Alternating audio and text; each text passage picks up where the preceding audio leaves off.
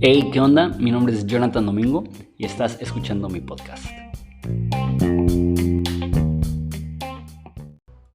Hoy vamos a ver una historia súper famosa, la historia de Caín y Abel. Entonces el mismo plan que casi todos los domingos, y eso es que voy a leer la historia, es un poco larga. La leo casi todo el capítulo, después oramos y lo consideramos juntos. Entonces, si tienes tu Biblia súper, si no va a estar en pantallas, dice Génesis 4. Ahora bien, Adán tuvo relaciones sexuales con su esposa. Empezamos con demasiada información, pero bueno. Su esposa Eva, que quedó embarazada. Cuando dio a luz a Caín, dijo: con ayuda del Señor he tenido un varón. Tiempo después dio a luz al hermano de Caín y le puso por nombre Abel. Cuando crecieron, Abel se hizo pastor de ovejas, mientras que Caín se dedicó a cultivar la tierra. Al llegar el tiempo de la cosecha, las fiestas de la vendimia para ellos, Caín presentó algunos de los cultivos como ofrenda para el Señor. Abel también presentó una ofrenda: las mejores partes de algunos de sus corderos, que eran las primeras crías de su rebaño. El Señor aceptó a Abel y a su ofrenda, pero no aceptó a Caín ni a su ofrenda. Esto hizo que Caín se enojara mucho y se veía decaído. ¿Por qué estás tan enojado?, preguntó el Señor a Caín. ¿Por qué te ves tan decaído? Serás aceptado si haces lo correcto, pero si te niegas a hacer lo correcto, entonces ten cuidado. El pecado está a la puerta, al acecho, ansioso por controlarte, pero tú debes dominarlo y ser su amo. Cierto día, Caín dijo a su hermano: salgamos al campo. Mientras estaban en el campo, Caín atacó a su hermano Abel y lo mató. Luego el Señor le preguntó a Caín: ¿dónde está tu hermano? ¿Dónde está Abel? No lo sé, contestó Caín, y da una respuesta súper conocida: ¿acaso soy yo el guardián de mi hermano? Pero el Señor le dijo: ¿qué has hecho? Escucha, la sangre de tu hermano clama a mí desde la tierra. Ahora eres maldito y serás expulsado de la tierra que se ha tragado la sangre de tu hermano. La tierra no te dará buenas cosechas por mucho que la trabajes. De ahora en adelante serás un vagabundo sin hogar sobre la tierra. Caín respondió al Señor: mi castigo es demasiado grande para soportarlo. Me has expulsado de la tierra y de tu presencia me has hecho un vagabundo sin hogar. Cualquiera que me encuentre me matará. El Señor respondió: no, porque yo castigaré 7 veces a cualquiera que te mate. Entonces el Señor le puso una marca a Caín como advertencia a cualquiera que quisiera matarlo o intentara matarlo. Luego Caín salió de la presencia del Señor y se estableció en la tierra de Nod, al oriente del Edén. Nos brincamos al versículo 25. Dice: Adán volvió a tener relaciones sexuales con su esposa y ella dio a luz a otro hijo, el cual se llamó Set. Porque dijo: Dios me ha concedido otro hijo en lugar de Abel, a quien Caín mató. Cuando Set creció, tuvo un hijo y lo llamó Enós. Fue aquel tiempo que la gente por primera vez comenzó a adorar al Señor usando su nombre. Oramos. Padre, damos tantas gracias por la Biblia en general, pero el libro de Génesis en particular, y la historia de Caín y Abel en específico. Padre, cuanto más conocida es una historia, más podemos caer en el error de asumir que sabemos su significado. Entonces, Padre, te pido que nos permitas llegar a ese texto como si fuera la primera vez que lo leyésemos y que podamos entender cuál es tu propósito en esta historia. Lo que podemos aprender de la tragedia, de cómo Caín mató a Abel, y lo que podemos entender acerca de tu plan aún en medio de la tragedia. Padre, ilumínanos, y es en tu nombre precioso que pedimos esto. Amén.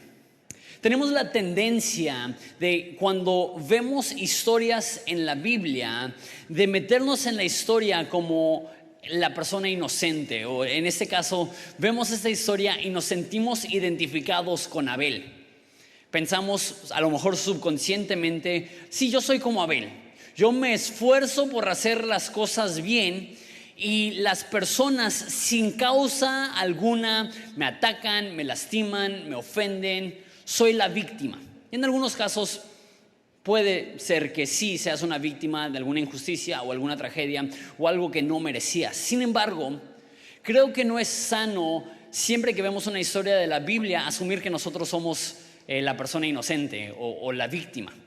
A veces tenemos que ver la Biblia, o más bien el primer enfoque que deberíamos darle al leer la Biblia es darnos cuenta que nosotros somos los que necesitamos la ayuda del único que es bueno, que es Jesús. Que el bueno de la historia es Jesús y nosotros somos los que somos necesitados. Otra forma de decirlo para esta historia es que si somos súper francos, y sé que eso no está muy chido, pero pues ni modo. Si yo veo mi vida de manera honesta y esta historia de manera franca, me doy cuenta que me parezco más a Caín que a Abel. No porque sea asesino, y asumo que tú tampoco has sido asesino. Sin embargo, hay tendencias e inclinaciones que veo en Caín que también veo en mi propia vida. Y eso está difícil porque Caín es una de las personas más odiadas de toda la Biblia. Deberíamos de tener ese mismo resentimiento en contra de Adán. Él fue el primero en pecar. Sin embargo, no sé por qué le damos mucha gracia a Adán. Es como que no, pues si yo hubiera estado en el huerto igual y yo hubiera comido del fruto también, ¿no? Pero vemos a Caín con cierta rabia inclusive. ¿Cómo puede ser que Caín mató a su hermano?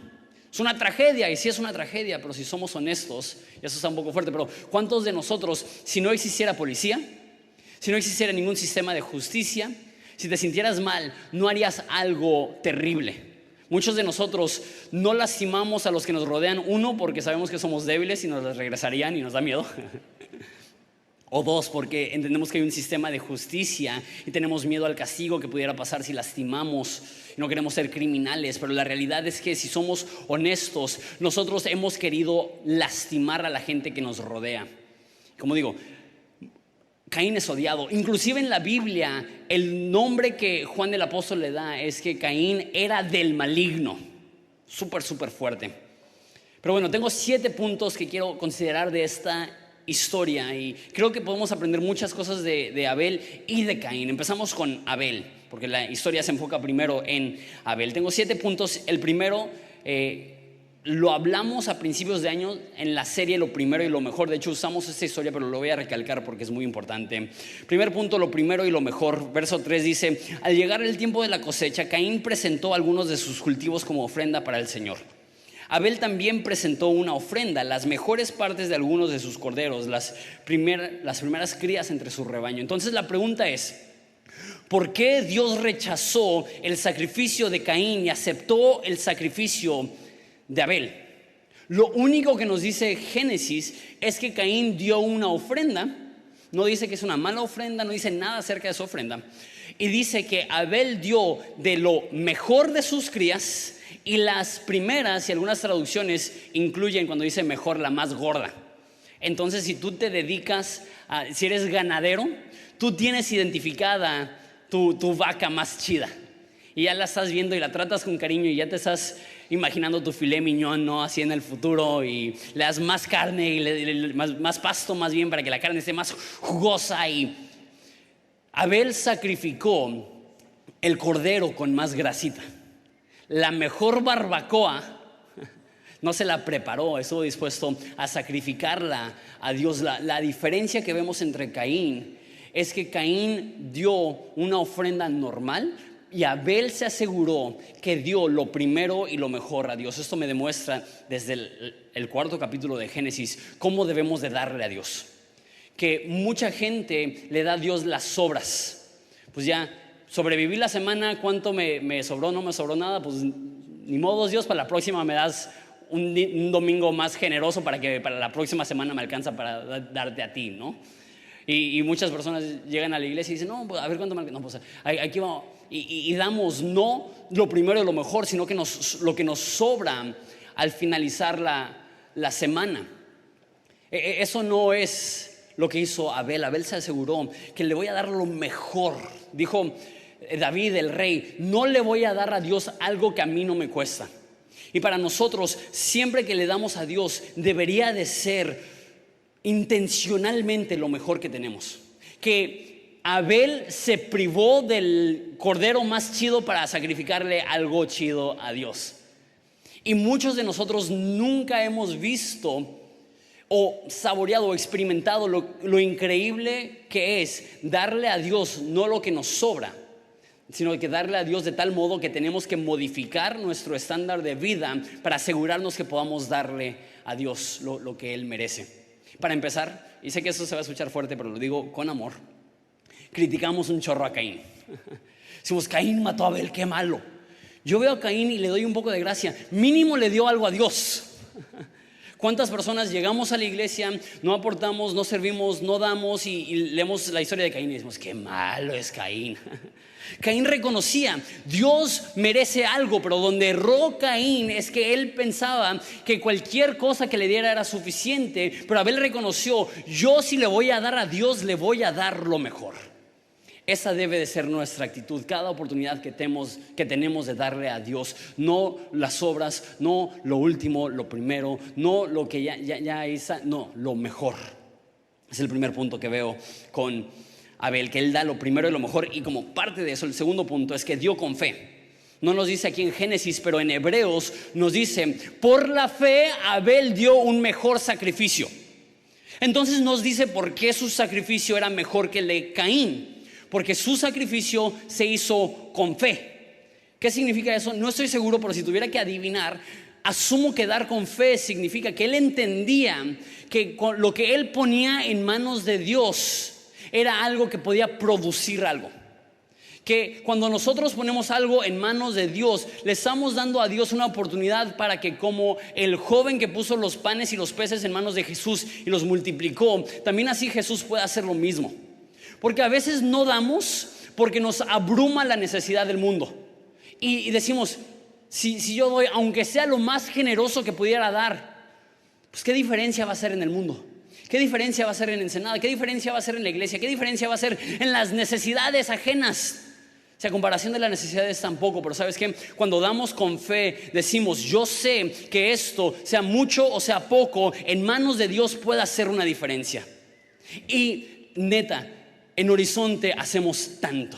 Vivimos semanalmente el milagro de la multiplicación de los panes y de los peces, porque con lo que entra en esa iglesia estamos plantando iglesias alrededor de México, en Cuba, en India, estamos construyendo una iglesia en Camboya, estamos ayudando a niños de capacidades diferentes en Casa Horizonte. Tenemos un lugar donde podemos recibir a un chorro de gente cada fin de semana, cristianos y no cristianos, para mostrarle el amor de Jesús. Dios toma lo que nosotros damos y lo ha multiplicado para poder alcanzar a mucha gente. Entonces, cuando damos, debemos de dar con la expectativa, es poco, pero en manos de Dios poco puede hacer mucho.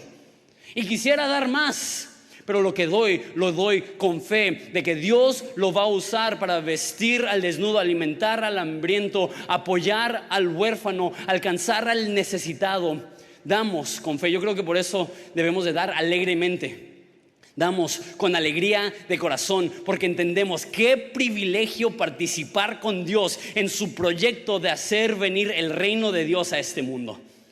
La Biblia dice que no debemos dar con tristeza.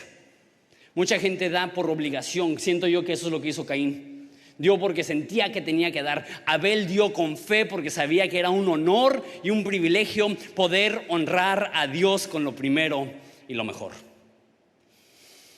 Tercer punto. Ahora cambiándonos de enfoque de Abel a Caín, versículo 6 dice: ¿por qué estás tan enojado?, preguntó el Señor a Caín. ¿Por qué te ves tan decaído? Serás aceptado si haces lo correcto, pero si te niegas a hacer lo correcto, entonces ten cuidado. Punto número 3, la envidia destruye. ¿Por qué mató Caín a Abel? Porque estaba celoso y envidioso de que su ofrenda fue rechazada y la ofrenda de Abel fue aceptada.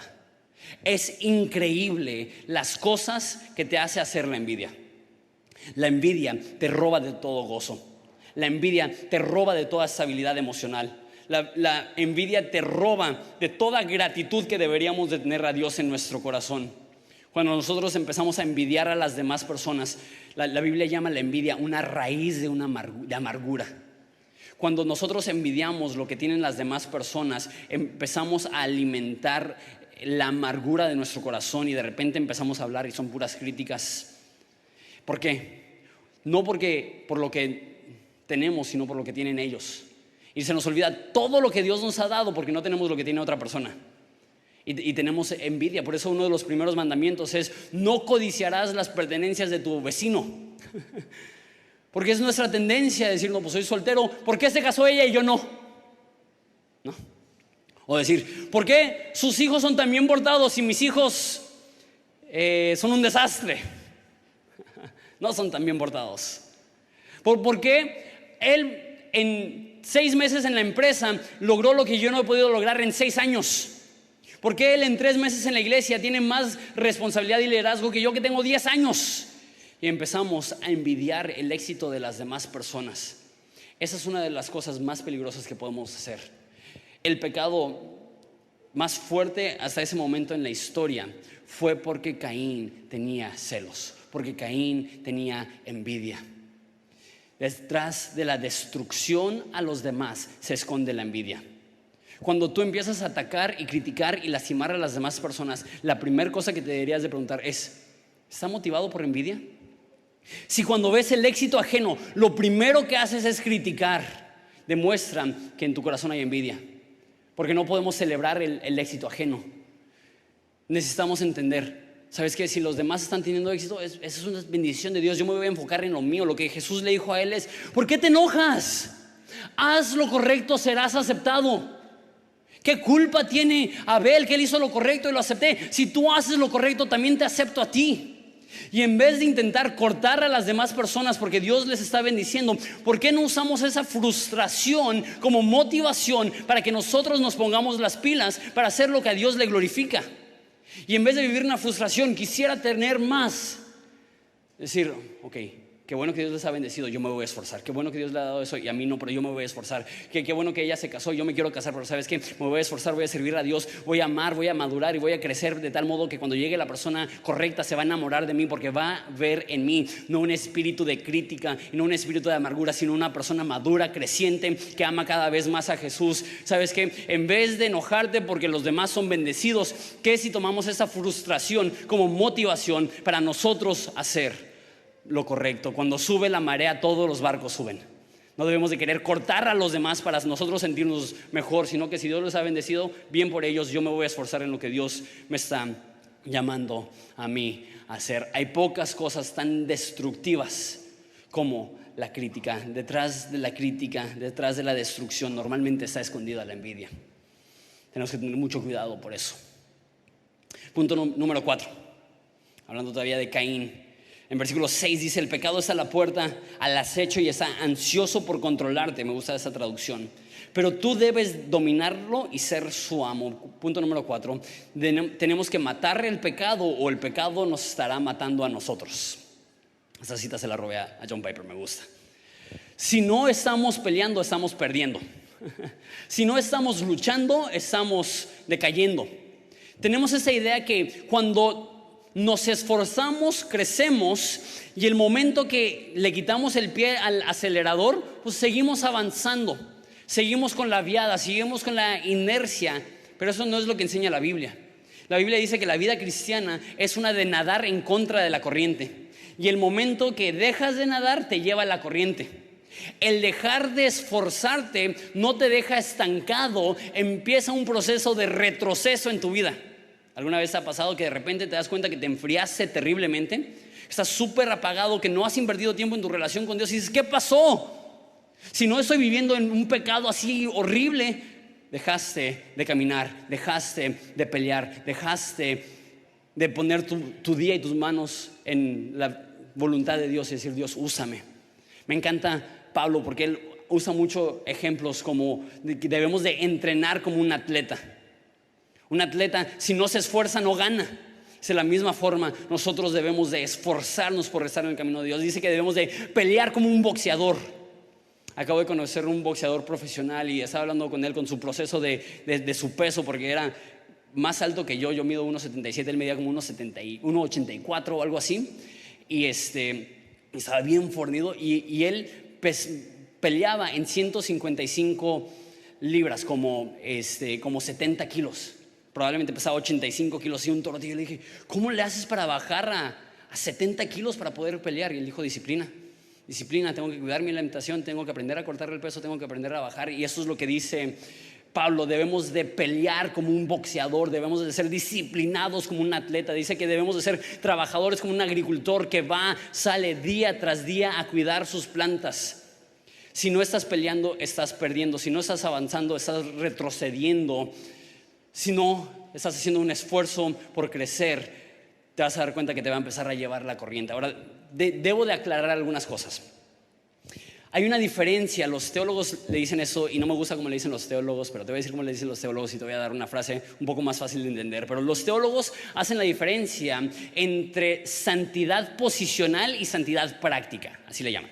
Santidad posicional sucede el momento que crees en Jesús. Cuando tú crees en Jesús, Dios te declara perfecto, sin mancha, y no tienes que hacer absolutamente nada para que Dios diga: ese es mi hijo amado en quien tengo complacencia. Dios te perdona de todo pecado pasado, presente y futuro. Estás perfecto delante de Él. Dios te ve y te declara santo. Él es justo, Él es perfecto, y no hay ninguna obra que pueda hacer que Dios te vea como si fueras más perfecto o menos perfecto, porque a través de Jesús recibimos la justicia de Dios y estamos perfectos en los ojos de Dios, perdonados y todo eso. Eso es santidad posicional.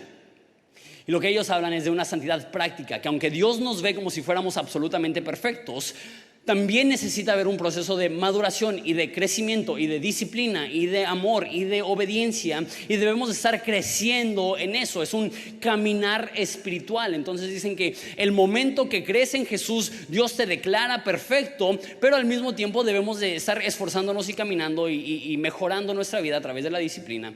Y está bien, me gusta la idea, no me gusta la forma de decirlo. Porque es un poco complicado. Me encantó como lo dijo un amigo que se llama Josiah Hansen, y dijo: santidad es el regalo de Dios para ti, e integridad es la ofrenda de ti para Dios. Santidad es lo que nosotros recibimos. El momento que nosotros creemos en Jesús, Dios te regala su santidad. Pero nosotros vivimos de manera íntegra, mostrándole a Dios obediencia. Pablo dice: presentando nuestros cuerpos como instrumento de justicia. Que cada mañana decimos: no voy a ser dominado por el pecado, no voy a ser dominado por la flojera, no voy a ser dominado por la apatía. Voy a dominar mi cuerpo para presentarlo a Dios como una ofrenda agradable. El pecado no me dice a mí qué hacer, yo le digo a mi cuerpo qué hacer. No cedo a mis impulsos ceden a mi devoción a Dios. Y aún eso es regalo de Dios. La Biblia dice que Dios pone en nosotros tanto el querer como el hacer por su buena voluntad. Pero eso no significa que levantamos los pies y decimos: no, pues estoy esperando a que Dios me haga íntegro. Es una lucha, es un caminar, es un esfuerzo. La disciplina no es fácil. El decir: voy a orar todos los días, no es fácil. El decir: voy a leer la Biblia todos los días, no es fácil. El decir: voy a amar a los que hablan mal de mí, no es fácil. El decir: voy a servir a mi comunidad, no es fácil. El decir: voy a venir a una iglesia, voy a aportar y voy a dar y no voy a criticar, no es fácil. Pero ¿sabes qué? Si no luchamos en contra del pecado, el pecado nos va a dominar a nosotros. Esto es lo que Dios le dice a Caín: el pecado quiere controlarte, pero no lo dejes. El pecado quiere decidir por ti, tú no dejes que el pecado decida por ti, tú toma la iniciativa. Tiene una frase de Jesús que me encanta, que está orando justo antes de ser entregado. Están ahí sus discípulos y le dice: ora por mí 1 hora. Y se va a orar y se quedan dormidos. ¿Se acuerdan de esa historia? Y después Jesús le dice: ora para que no entres en tentación. Necesitamos conscientemente estar en intimidad con Dios, porque si no, el momento que llegue la tentación, si no estamos conectados con Dios, vamos a ser débiles. Debemos de enfrentarnos a las tentaciones espirituales con anticipación, con disciplina, con entrega, con obediencia. Y una vez más, aún esto es Dios obrando a través de nosotros, pero no es flojito y cooperando, es esforzándonos como un atleta, como un boxeador, como un agricultor, diciendo: yo voy a hacer todo mi esfuerzo, voy a pelear para ver cómo Dios hace la victoria a través de mí. Ese es punto número 4. Mata el pecado, o el pecado te va a estar matando a ti. Punto número 5. Ese es el más deprimente, pero ustedes son personas que pueden soportar algunas verdades fuertes. El punto número 5 es que todos somos como Caín.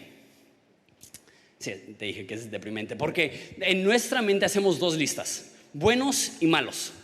Y los buenos son aquellos que desean hacer lo bueno, y malos son aquellas personas que les vale y hacen lo malo.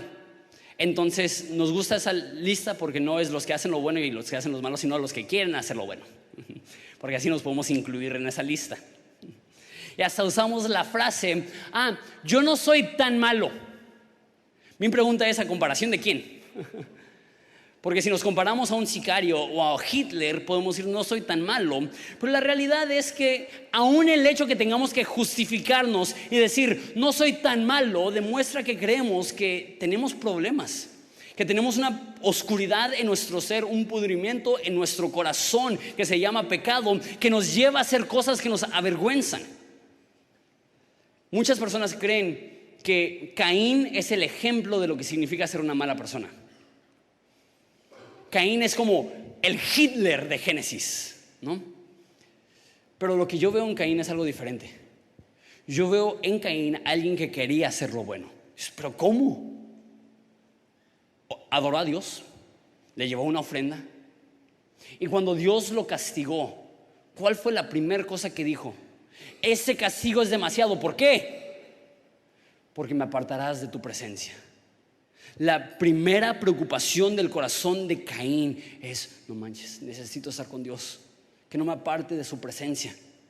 Caín no era un hombre terrible, asesino, hambriento de sangre. Era una persona que cedió a sus inclinaciones, cedió a su envidia, se dio a su enojo, se dio a su odio e hizo algo que le avergonzó el resto de su vida. ¿Y cuántos de nosotros nos identificamos entonces con Caín? Por eso te digo que yo veo a Caín y me siento identificado. ¿Cuántas veces deseamos hacer el bien y en vez de hacer el bien hacemos algo terrible que produce vergüenza en nuestra vida? Y una vez más, la frase que siempre usamos para autojustificarnos es, no soy tan malo. Y las personas dicen, mínimo no soy como Hitler. Y yo digo, si tienes que compararte a Hitler para sentirte bien de ti mismo, demuestra qué tan malos somos. Y eso es lo que sucede. Prendemos las noticias y vemos más asesinos y decimos, menos mal que yo no soy tan malo. Y esa es la actitud que tenían los fariseos. Dios, te doy gracias que no me hiciste como esa persona que es un pecador. Yo soy buena persona. Jesús dijo esto. ¿Tú crees que estás bien porque no has matado a alguien? Yo te digo que quien odia a su hermano es culpable de homicidio del corazón. Y esto no lo dijo para que tú pensaras, pues yo no odio a nadie, sino para que nos diéramos cuenta que tú y yo no somos mejores que Caín. Todos nosotros en algún momento vimos a alguien y de nuestro interior salió algo horrible que nos avergüenza, que dijo, lo odio.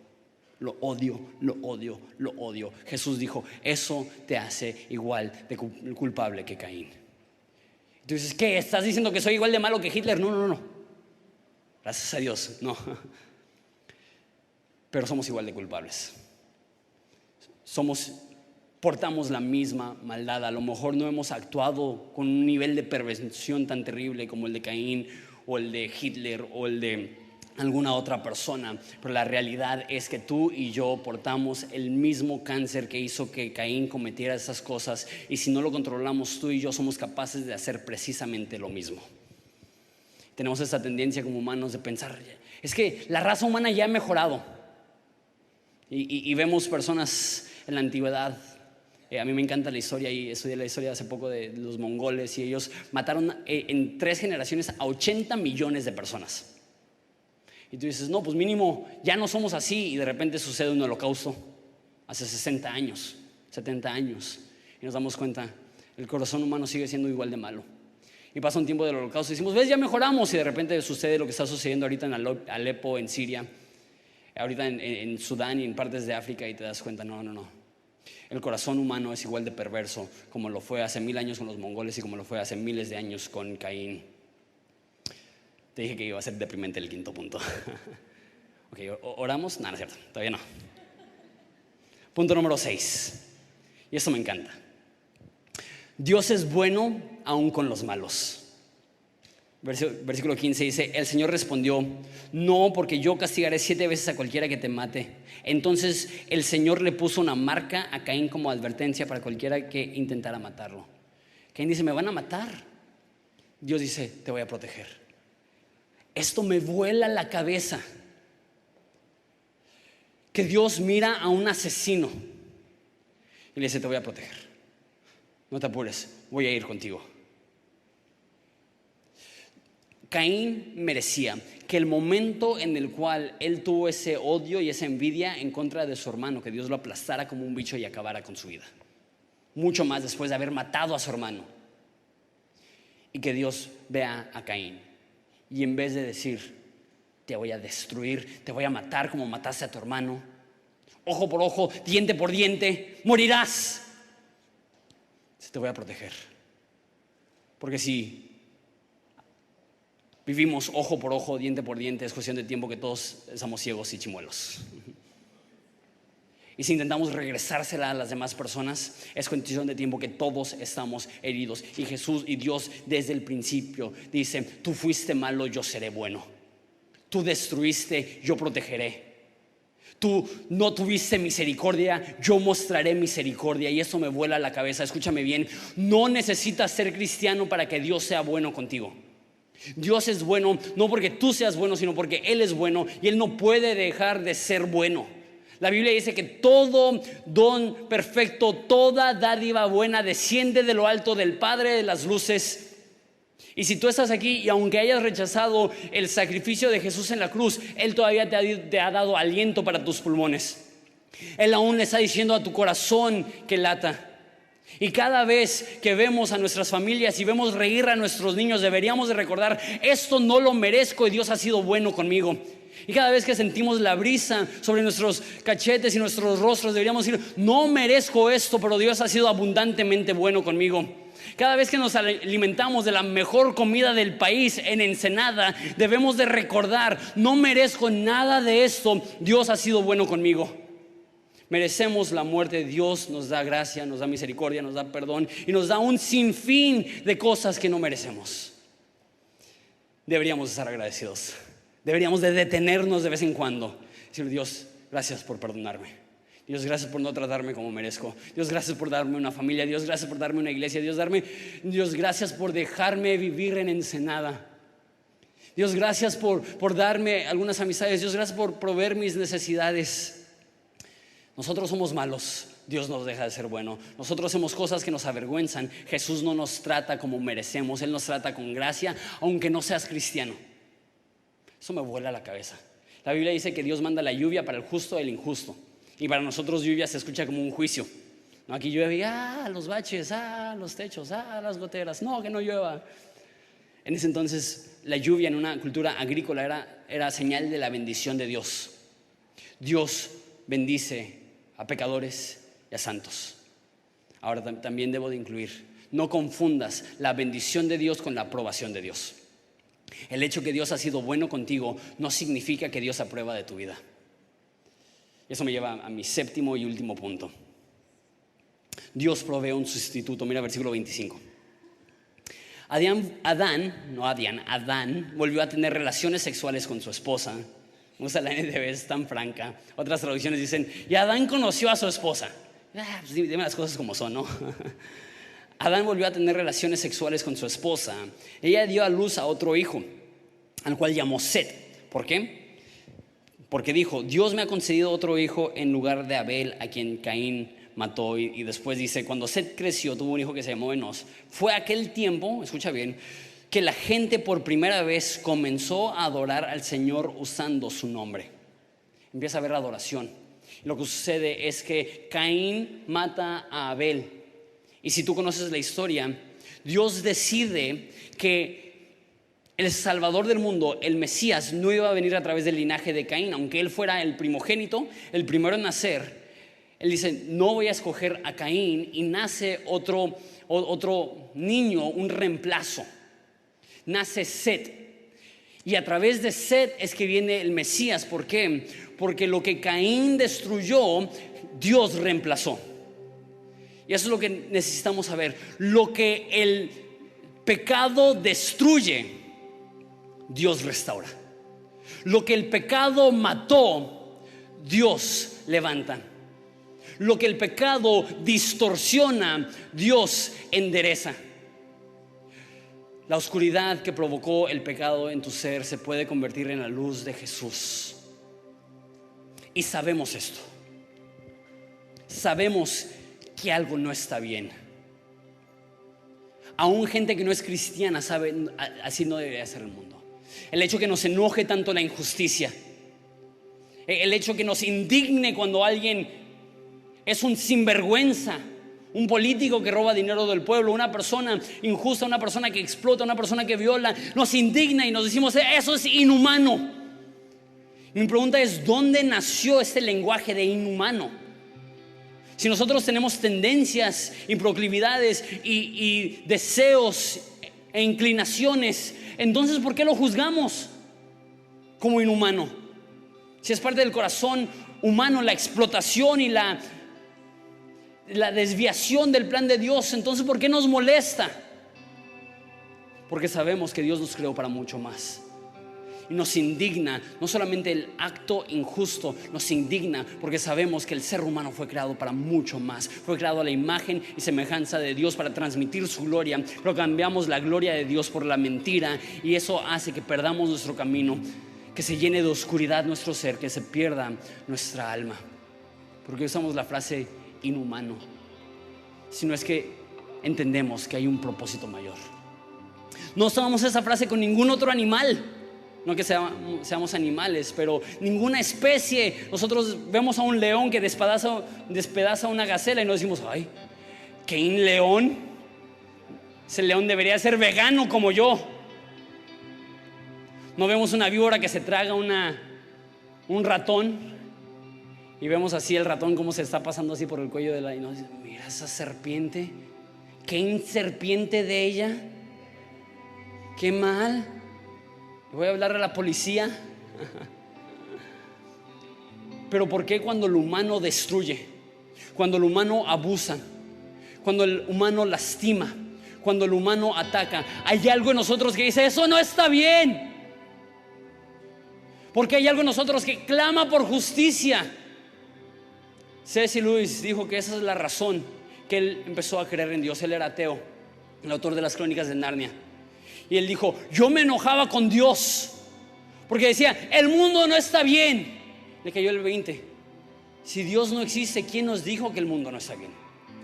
Si Dios no existe, ¿qué no somos nada más humanos? ¿Que realmente somos animales siguiendo nuestros instintos? Si no existe Dios, ¿qué diferencia hay entre un humano despedazando a una viuda y un león despedazando a una gacela? Pero sabemos que Dios existe y que Dios nos ha creado a su imagen y semejanza, con valor, con propósito, con un diseño. Y el pecado nos ha desviado del Edén. Y ahora por milenios hemos vivido, la Biblia dice, con nuestro espíritu muerto, con nuestra alma apagada, deseando revivir. Pero el ser humano está muerto hasta que Jesús llega y dice, levántate. El ser humano está espiritualmente apagado hasta que Jesús llega y respira aliento de vida sobre nosotros. El ser humano es capaz de hacer lo mismo que hizo Caín, pero Dios proveyó un camino, un sustituto, para que ya no tengamos que vivir como Caín. El hombre no fue creado para el odio, fue creado para el amor. El hombre no fue creado para destruir, fue creado para crear. El hombre no fue diseñado para aprovecharse, sino para servir. No fue diseñado para herir, sino para proteger. Pero hace muchos años, Adán se dio la humanidad verdadera.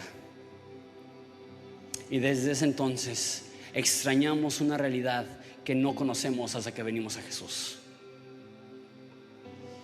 Y cuando llega Jesús, la Biblia dice que Él vino a sanar lo que estaba roto. Él vino a restaurar lo que el pecado había destruido. El ser humano está en una condición tan devastadora, tan trágica, y lo ha estado por muchos años. Primera de Juan dice, pero para esto apareció Jesús, para deshacer las obras del enemigo. Para esto nació Jesús, para enseñarte lo que es estar realmente vivo, para enseñarte lo que es realmente ser un humano, para restaurar en ti lo que perdió Adán y lo que promulgó Caín, la destrucción de nuestro prójimo. Y ahora podemos ser perdonados, ser restaurados, ser avivados, ser renacidos y a través de Jesús recuperar lo que habíamos perdido. ¿Les parece si nos ponemos de pie y oramos? Padre, te damos gracias que aunque tenemos los mismos impulsos y tendencias y pecados e inconstancias, envidia y celos y traición y abuso e injusticia que Caín, tú no nos tratas como nosotros merecíamos ser tratados. Tú nos tratas con cariño y amor. Sale el sol para calentarnos, nos das oxígeno para respirar, nos das abrigo, nos das alimento. Pero aún más que eso, proviste un sustituto, proviste una solución.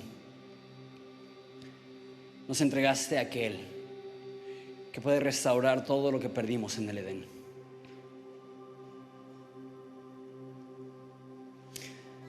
Padre, te pido por cualquier persona aquí que a lo mejor por primera vez ha considerado eso, que el querer hacer cosas buenas no te hace una buena persona.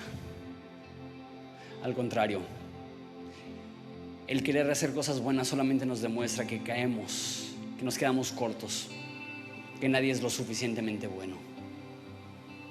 Pero independientemente de nuestra insuficiencia, tú llegas a respirar aliento de vida, a levantar a huesos secos, a amar a los perdidos, a iluminar a los ciegos, a guiar a los desamparados, a proveer para los desahuciados. Padre, te doy gracias por este momento. En nombre de Cristo Jesús.